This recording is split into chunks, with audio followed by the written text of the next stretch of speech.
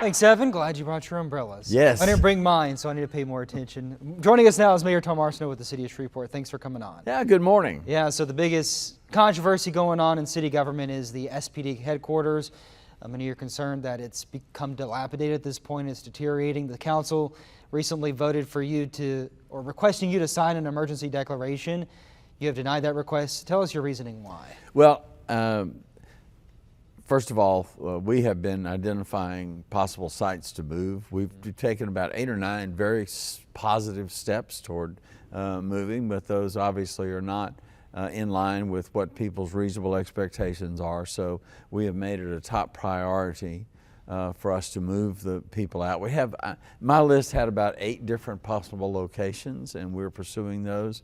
A couple of those look very promising and look like we might be able to move into them in relatively short order. Short order means several months. It doesn't mean weeks or days, because all of these would require some retrofitting and some level of construction before we could move the police into it. Has the council, any of the members, talked to you about a place or area that would be a good fit to immediately move officers to? Well, thankfully, several of the council members have suggested places. They're on my list.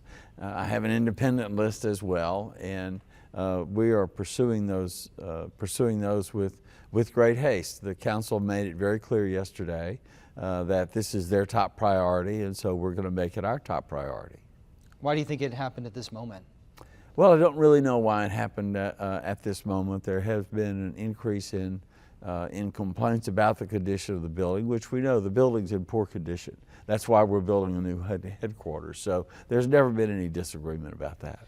What would an emergency declaration do, in your opinion? Well, I haven't identified anything that it would actually accomplish in terms of making the process faster, but we're going to remain open to the fact that if we see that there is something that needs to be done, if there's a public bid that needs to be suspended, if there's something that we can do, then I'll be prepared to issue an emergency declaration.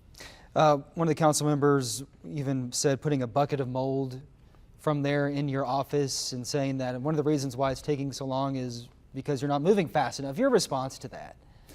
Well, we're moving as quickly as we can. We've been trying to identify these sites. We will redouble our efforts because the council clearly wants us to do that, and we'll do that. I think it was a bucket of mildew, but I am fully aware of the condition of the building, and I know it's poor, and I don't like the fact that our police officers are having to work under those conditions. We're talking about the address 1234 Texas. That's correct.